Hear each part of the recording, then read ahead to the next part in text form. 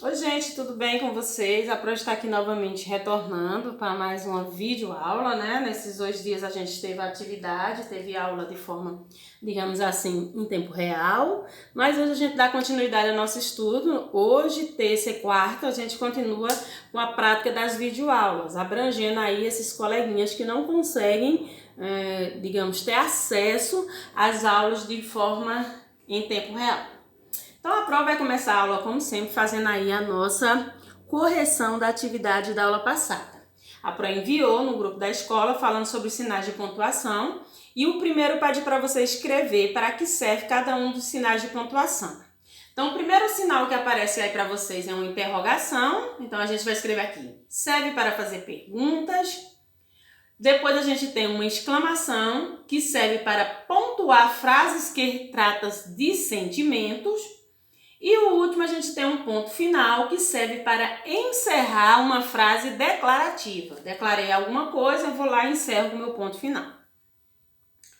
O 2 é usado, usando essas palavras abaixo, eu pede para vocês fazerem frases com perguntas. Então eu vou dar aqui um exemplo, mas cada um deixa aí a sua frase que você elaborou. Estou dando exemplo para quem não fez. Então, se a palavra é palhaço, eu podia dizer: o palhaço veio para o circo hoje? É uma pergunta. Mamãe, posso ir na casa da vovó? Outra pergunta. Amiga, você me empresta seu lápis? Outra pergunta. Mas aí cada um vai deixar que fez, contanto que essa frase esteja interrogativa. Em todas as 3 frases, o que é que a gente vai fazer no final? Em toda frase interrogativa, que a gente trabalha com perguntas, precisamos fazer o quê? O uso do sinal de interrogação. O 3 pede para a gente dizer qual o sinal que está sendo usado em cada frase. Então, a primeira frase é: João veio à escola hoje? Então, vamos escrever aqui o nome interrogação. Gostei muito deste filme. Ponto final. Como você está bonita? Ponto de exclamação. E o 2 pede, o 4, quer dizer, pede para a gente formular frases usando o ponto de interrogação e o ponto de exclamação. Então, cada um aí vai elaborar uma frase que seja uma pergunta e outra frase que mostre que você está trabalhando algum sentimento, como admiração, medo, espanto e assim por diante.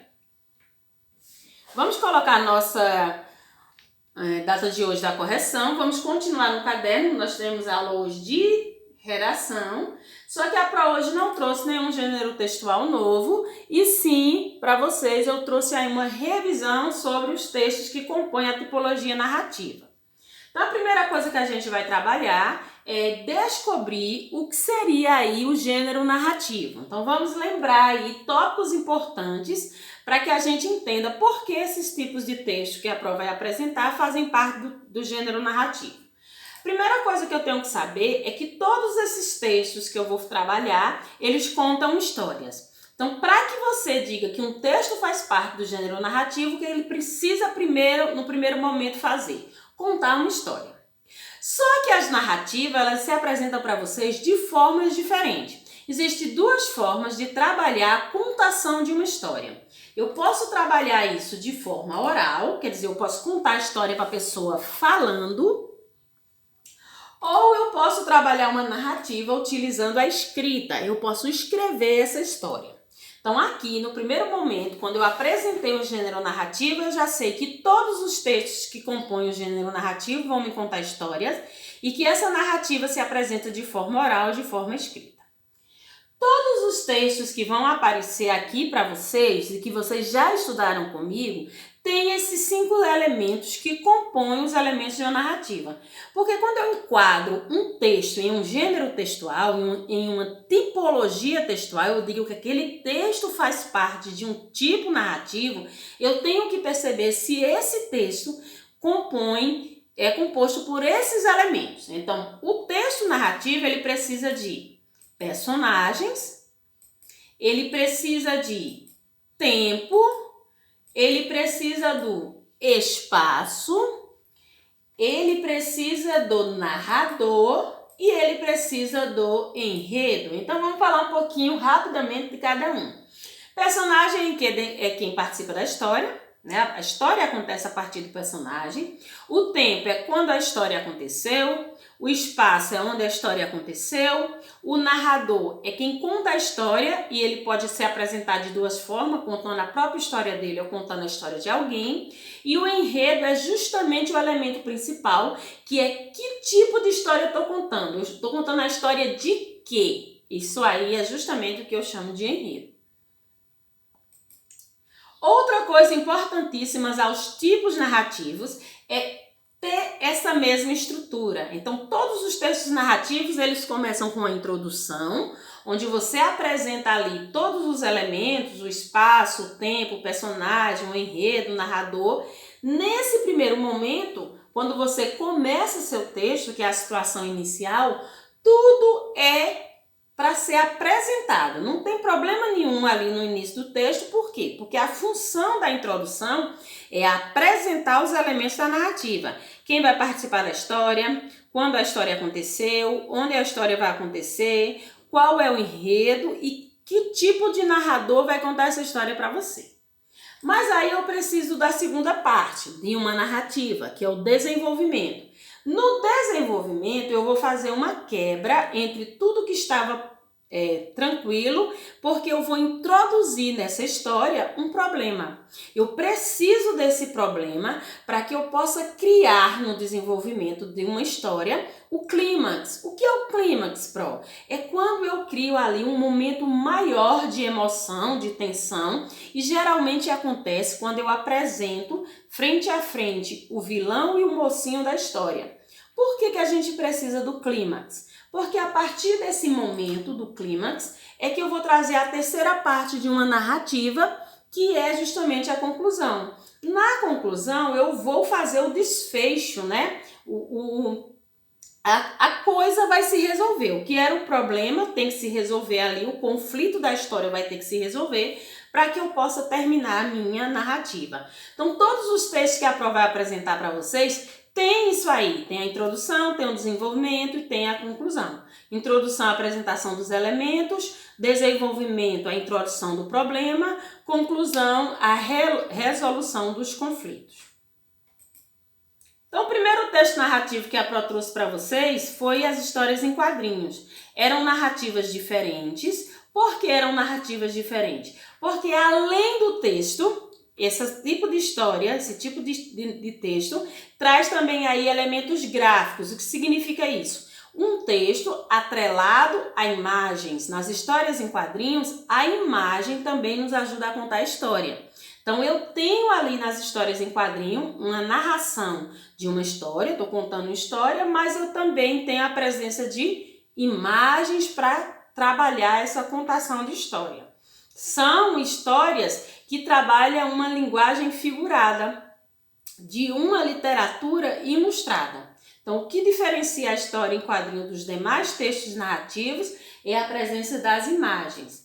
Essas histórias têm características próprias, né? Os diálogos da história acontecem dentro de balões e esses balões têm formatos diferenciados para nos ajudar a entender. Então, vai ter balões com funções diferentes para que a gente saiba o que está acontecendo na história. Balão de fala, de sussurro, de grito, né? De pensamento e assim por diante.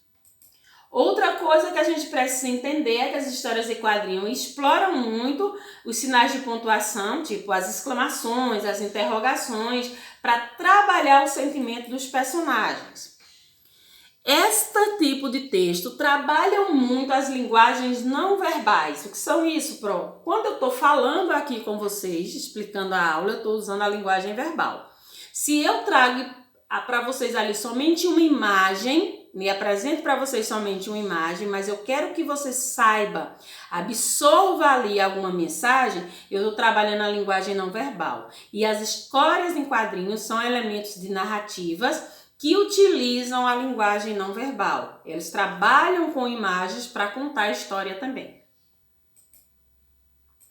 Os balões nas histórias em quadrinhos, como eu já falei, cada um tem uma função, né? O de fala, o de pensamento, o de grito, o de sussurro, de amor e de balão de fala conjunta. Então, todas as vezes que esse balão aparece na história, você é capaz de descobrir a mensagem que ele quer passar somente pelo formato do balão. Qual foi que a gente já aprendeu sobre a história em quadrinho? É um tipo de narrativa que usa texto, que usa imagem, que trabalha o diálogo dentro de balões, que tem balões em formatos diferentes, para que me ajude a entender aí, né, a história. E usa muito as linguagens não verbais, que são as linguagens que apresentam somente imagem. Outra história narrativa, outro tipo narrativo é os contos. São tipos de textos contados em prosa. Significa isso, em parágrafos. Nos contos não vai ter a presença de imagem, vai ter a presença de uma escrita, né, de uma narrativa escrita contada em parágrafo. Cada parágrafo, né, conta um pedaço da história e o próximo parágrafo acrescenta ao anterior mais um elemento dessa história. E a gente vai desenvolvendo ele com a ajuda dos 5 elementos da narrativa que a gente já falou hoje aqui: enredo, personagem, tempo, espaço e narrador.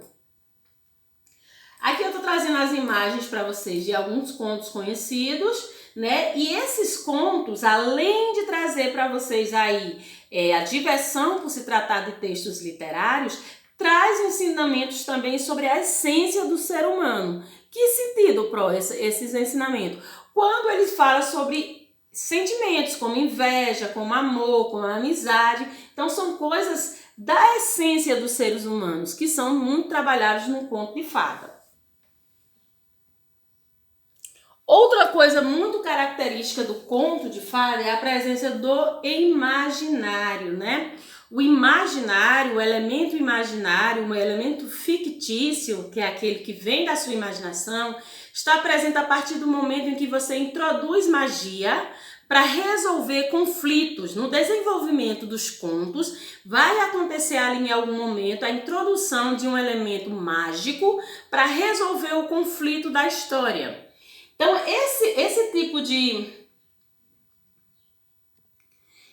Existem personagens que são característicos desse tipo de gênero textual. Em que sentido? Nos contos existem personagens que são fixos, tipo, nos contos de fada existe o vilão, nos contos de fada existe a pessoa que ajuda o mocinho doando sua magia, no conto de fada existe o auxiliar, que é a pessoa que ajuda o herói, ele tem uma importância naquela história, ele não é o personagem principal, mas ele ajuda o herói a vencer os desafios. Tem aí a princesa e sua família, né? Tem a pessoa que manda fazer as coisas mal da história, o herói, que é a pessoa que estabelece a paz para essa história, quem vence o mal. E tem aí também o falso herói que participa nessa história, querendo fingir que é bonzinho, mas na verdade ele é ruim. Então, na maioria dos contos, vocês vão ter presente esses tipos de personagens. Tem aí umas variações, como na história da Chapeuzinho, onde não vai ter a princesa, porque quem é aí a heroína da história é uma menina, e o vilão dessa história, né, o mal dessa história, o agressor é um lobo, e não uma bruxa ou coisa nesse sentido. As lendas também são narrativas, mas são narrativas de origem popular, que contam a história daquela região, né, medos que aquele tipo de população tem. Ela é um dos exemplos de narrativas que era praticamente oral, porque como são histórias da grande maioria de origem indígena, utilizavam ali aquela cultura de sentar-se ao redor da fogueira para transmitir conhecimento, e esses conhecimentos eram feitos através da contação de histórias de formas orais. São histórias, são narrativas que trazem muito elementos da fantasia, dos medos, das dúvidas das pessoas, né? Trazem aí muitos personagens que fazem parte da cultura indígena. A gente sabe que no primeiro momento elas eram trabalhadas nos conventos, né? Mas aí o povo foi agregando essa contação de história de santos e mártires e ingressando nessa história também alguns fatos ocorridos na sociedade que eles não conseguiam explicar, que eles não conseguiam entender, e essas histórias que antes eram verídicas passaram a ser totalmente imaginárias. Os contos, elas têm aí algumas características, né? As lendas têm algumas características que são próprias delas, né? A ficção, né? Exagerando fatos reais, tem aí a tradição de ser contada de forma oral, narrativa oral, tem aí o fato dela ser modificada, porque cada pessoa, a partir do momento que conta a história oralmente, modifica um pouco ela, tem elementos como personagens fantásticos, né, que são animais, que falam, que resolvem problemas, que são como monstros nas histórias, e tem ainda também a presença de cada elemento daquela região onde a lenda é contada. Ela geralmente é contada de boca a boca, é passada de pai para filho, e a fantasia é a principal característica. Está presente nas lendas personagens super diferentes, com características que misturam o físico humano com alguns dos animais.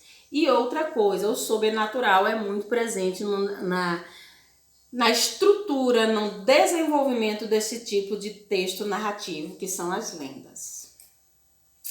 Então aí, gente, a Pro trouxe para vocês uma revisão sobre 3 tipos narrativos, né? 3 textos diferentes, 3 gêneros diferentes que fazem parte da tipologia narrativa. Para encerrar nossa aula de português, né, de redação, no caso, vamos ter aí a nossa atividade que está presente lá no grupo da escola